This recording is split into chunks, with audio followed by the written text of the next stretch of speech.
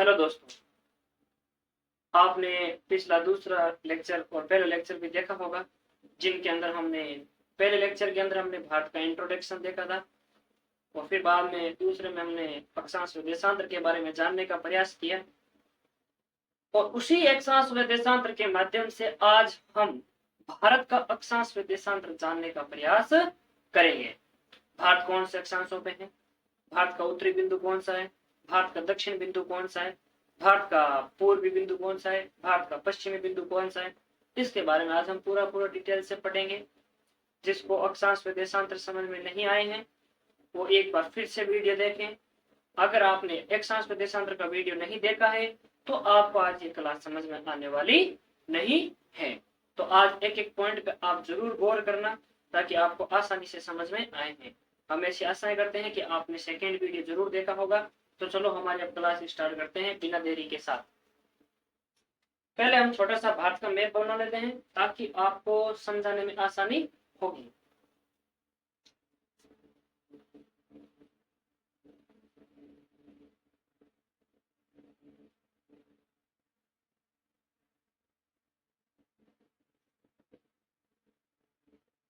चलो भारत की स्थिति के बारे में देखते हैं आज कहां पर है।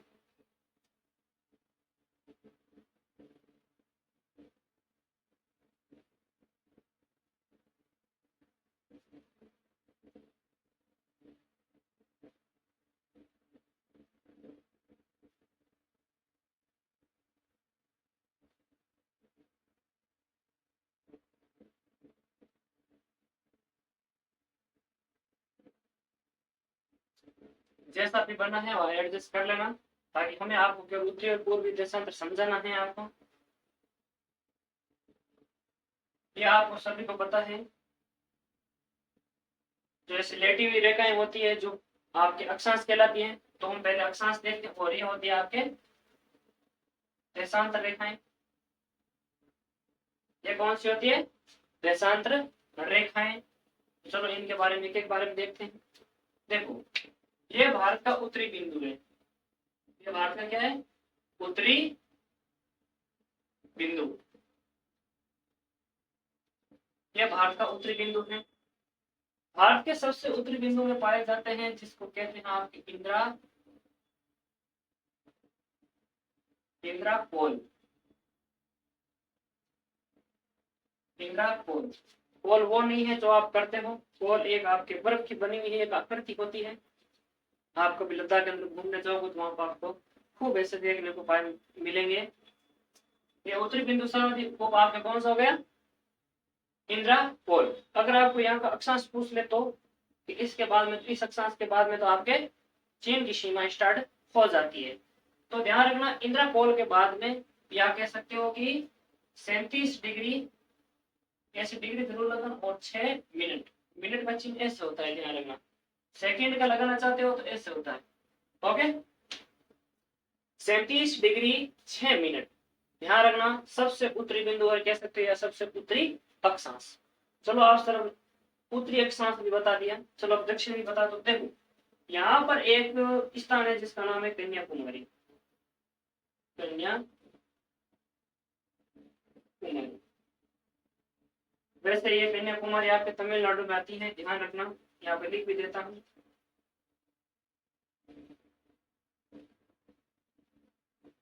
तमिलनाडु। ध्यान रखना, अगर आपको ये पूछ रहे तो ये कौन इंदिरा कौन किसके अंदर आता है तो ये आपके लद्दाख के अंदर आता है। ओके, आगे देखो आप कन्याकुमारी। कन्याकुमारी है आपके। और यहाँ का अगर आप अक्षांश पूछ ले, जैसे यहाँ का अक्षांश कौन सा, तो ध्यान रखना यहाँ का अक्षांश है आपके 8 डिग्री 4 मिनट। 8 डिग्री 4 मिनट, ध्यान रखना 8 डिग्री 4 मिनट। अब ये ध्यान रखना, ये मुख्य भूमि से अगर आपको कोई पूछ ले तो ये आपके क्या है? मुख्य भूमि से।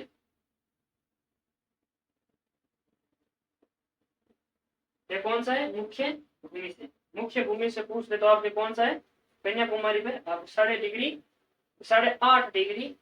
4 मिनट, ध्यान रखना 8 डिग्री 4 मिनट तमिलनाडु के अंदर है, ध्यान रखना। अब सर तो मेन अक्षांश बताइए। आप देखो एक अक्षांश यहाँ से और गुजरता है समथिंग समथिंग आपके अंडमान निकोबार द्वीप समूह के दक्षिण से, और जिसका नाम है आपकी इंदिरा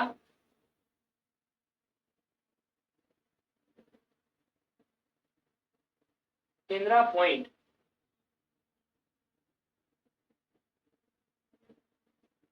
इंदिरा पॉइंट यहाँ रखना, ये कहाँ पर अंडमान निकोबार द्वीप समूह है। अगर यहाँ से डिग्री आपको पूछ ला जाए तो ध्यान बताना 4 डिग्री 6 मिनट, 4 डिग्री 6 मिनट ध्यान रखना। और इसे पिग्मेलियन पॉइंट भी कहते हैं।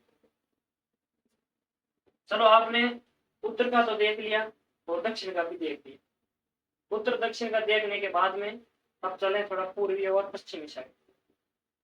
ये कौन सी है आपकी ध्यान रखना, देशांतर रेखाएं। ये कौन सी रेखा है, देशांतर रेखाएं है।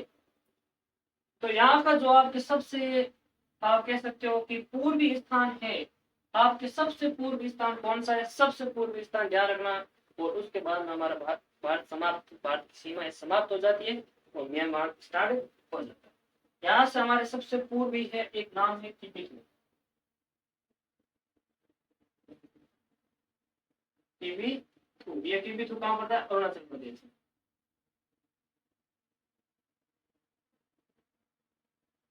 अरुणाचल प्रदेश में सर्वप्रथम सूर्योदय यही होता है, ध्यान रखना। सर्वप्रथम सूर्य उदय। आप बता सकते हो कि सर्वप्रथम अस्त कहाँ होगा। आप मुझे बता दो कि सर्वप्रथम भारत के अंदर, ध्यान रखना, सर्वप्रथम भारत के अंदर सूर्य अस्त कहाँ पर होता है, कमेंट बॉक्स में जरूर बताना अगर आपको आता है तो। चलो तो ये कौन सी डिग्री हुई आपके, ध्यान रखना, ये आपके 97 डिग्री 25 मिनट, 97 डिग्री 25 मिनट। इधर देखो आप, इधर आइए आपके पश्चिम की तरफ। पश्चिम में आपके देखो गुजरात, कौन सा, गुजरात। गुजरात के अंदर भी एक स्थान है जिसका नाम क्या है, कुहार मोता।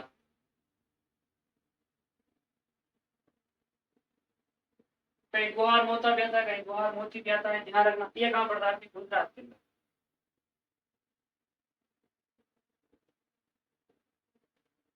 ओके, ये क्या पड़ता है, गुजरात के अंदर, ध्यान रखना।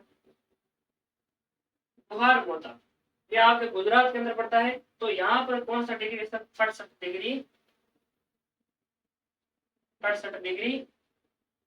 7 मिनट, 68 डिग्री 7 मिनट। ओके, ये देख लो आप एक बार वापस रिवीजन कर लेना। उत्तर में उत्तरी बिंदु कौन सा पाया जाता है, ध्यान रखना, सबसे उत्तरी बिंदु कौन सा है, इंदिरा कोल, जो लद्दाख के अंदर पाया जाता है, 37 डिग्री 6 मिनट। डिग्री का पूछ दे तो 6 मिनट पूछ, 37 डिग्री 6 मिनट। फिर बात आई है किबिथु। किबिथु आपके अरुणाचल प्रदेश में पाया जाता है, ध्यान रखना। सर्वप्रथम सूर्य उदय यही होता है। तो आपको बताना है कि सर्वप्रथम सूर्य उदय अस्त, सॉरी अस्त कहाँ पर होता है, वो आपको कमेंट बॉक्स में बताना है। और ये भी बता दो कि सर्वाधिक बाद में सूर्य उदय और अस्त किस राज्य में होता है, ये भी आपको कमेंट बॉक्स में जरूर बताना है। ओके, यह आपने देख लिया। फिर वहां उत्तरी और दक्षिण का भी देख लेना। कन्याकुमारी 8 डिग्री, ध्यान रखना ये मुख्य भूमि से और यह आपके हिंद महासागर से आपके अंडमान निकोबार द्वीप समूह को टच करते हुए निकलता है, तो ध्यान रखना इस चीज का। फिर पूर्व केंद्र जो बुखार मोता गुजरात के अंदर 68 डिग्री 7 मिनट। ओके, तो आप चाहो तो इनके बारे में कुछ जानकारी ले सकते हो या चाहो तो इन्हें आप उतार सकते हो। ओके, फिर बाद में हम थोड़ा सा कर्क रेखा को देखते हैं, कितने राज्यों से गुजरती है, कितने राज्यों से नहीं गुजरती है। उन राज्यों के हम एक बार नाम लिखेंगे। ओके, और आपको ट्रिक के साथ बताऊंगा आपको कैसे याद करना है। तो फिर बाद में जितने भी भारत के छोटे बड़े अगर आपको फैक्ट जानने हैं तो मैं आपको उन फैक्टों के बारे में आपको लिखाऊंगा ताकि आपको पता है। ओके, आप चाहो तो एक बार स्क्रीनशॉट ले लीजिए। आप थोड़ा सा दूर हट जाता हूँ मैं।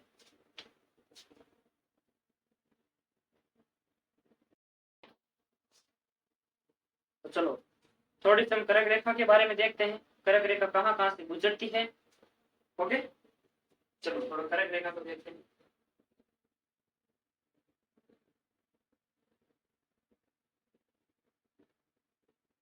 चाहे आप इसे 23.5 भी कह सकते हो,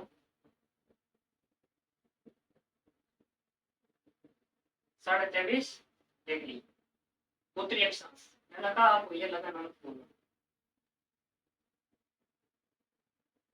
अक्षांश। ओके, तो यह आपके ध्यान रखना भारत के बीचों बीच से गुजरती है, भारत के बीच से।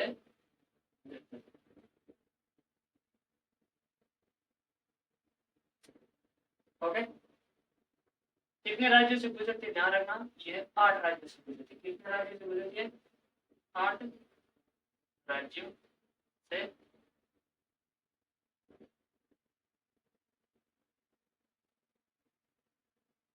ओके, अब आप 8 राज्यों के नाम चाहो तो कमेंट बॉक्स में लिखकर जरूर बताना कौन कौन से, अगर आपको याद हुए तो मैं आपको पहला बता रहा हूँ।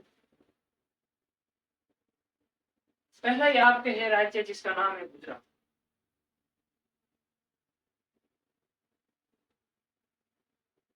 जिसकी राजधानी क्या है? गांधीनगर। ये भी ध्यान रख लेना।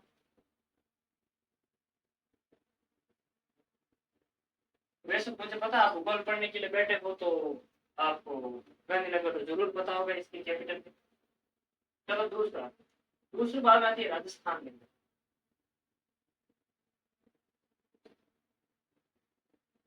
कहा है? राजस्थान के अंदर। राजस्थान की कैपिटल वैसे आपको पता है जयपुर।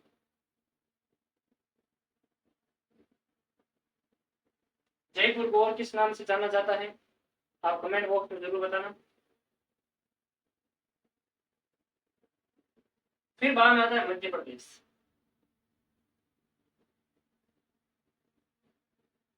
मध्य प्रदेश, मध्य प्रदेश जिसकी राजधानी क्या है? भोपाल। जिसकी कैपिटल क्या है? भोपाल। अगला बार आपका राज्य आता है छत्तीसगढ़। कौन सा आता है? छत्तीसगढ़। छत्तीसगढ़, छत्तीसगढ़ की कैपिटल आपके रायपुर।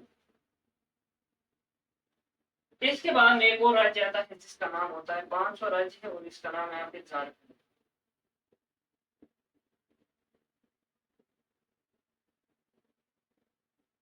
इसका नाम क्या है? झारखंड। झारखंड की राजधानी है जो रांची। रांची, इसकी कैपिटल कौन सी है? रांची। इसके बाद में 6 नंबर पे आपकी एक और राज्य आता है जिसका नाम होता है पश्चिम बंगाल। पश्चिम बंगाल।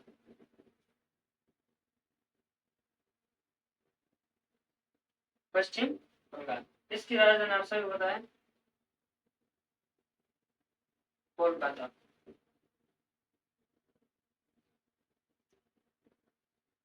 फिर बाद में 7 नंबर पे आप एक और ले लो, त्रिपुरा।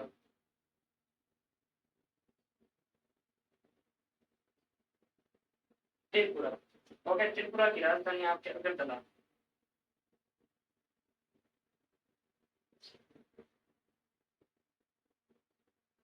अगरतला। 8वां राज्य है आपके मिजोरम।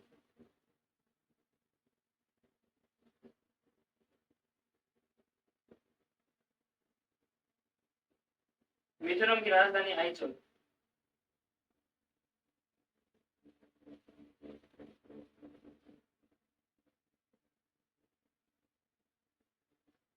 ओके, इसकी कैपिटल कौन सी है? आइजोल। फिर अगर जो आप देखो, ये आपके 8 राज्यों से गुजरता है। आप चाहो तो इसकी ट्रिक भी ले सकते हो। इन 8 राज्यों के आपको मैं ट्रिक बताता हूँ। ये देखो ट्रिक लिखी हुई, राम जा कर छह पंगु मित्र। राम जाके 6 पंगु मित्र। राम का इसमें अर्थ हो जाता है, रा का मतलब हो जाता है राजस्थान और वे का मतलब हो जाता है मध्य प्रदेश। यहाँ पासपोर्ट में लिखना MP, यहाँ पे ना RJ। वैसे लिखा हुआ है जा को मतलब झारखंड, के को साइलेंट रखना है। ओके, छह को मतलब छत्तीसगढ़, प को मतलब पश्चिम बंगाल, क को मतलब गुजरात, वे को मतलब मिजोरम, पी को मतलब त्रिपुरा। 1 2 3 4 5 6 7 8 8 राज्य हो गए। 14 आप देख से याद कर सकते हैं। अब जब आपको कुछ फैक्ट बताता हूँ, जैसे रांची कर्क रेखा के सर्वाधिक नजदीक, कर्क रेखा के सर्वाधिक नजदीक, ध्यान रखना। राजस्थान से ये कितने 26 किलोमीटर गुजरती, कितनी 26 किलोमीटर। ओके, ध्यान रखना। बाकी आप देख लो, अगर आप इसके बारे में फैक्ट बताना चाहते हो तो बता देना कि आपकी दिल्ली, कलकत्ता से दिल्ली को राजधानी, कलकत्ता को दिल्ली से, दिल्ली कब ट्रांसफर की गई थी राजधानी, आपको कमेंट बॉक्स में बताना है। क्वेश्चन कौन सा, क्वेश्चन जरूर बताना है। ओके, तो थैंक यू आप हमारा वीडियो देखने के लिए।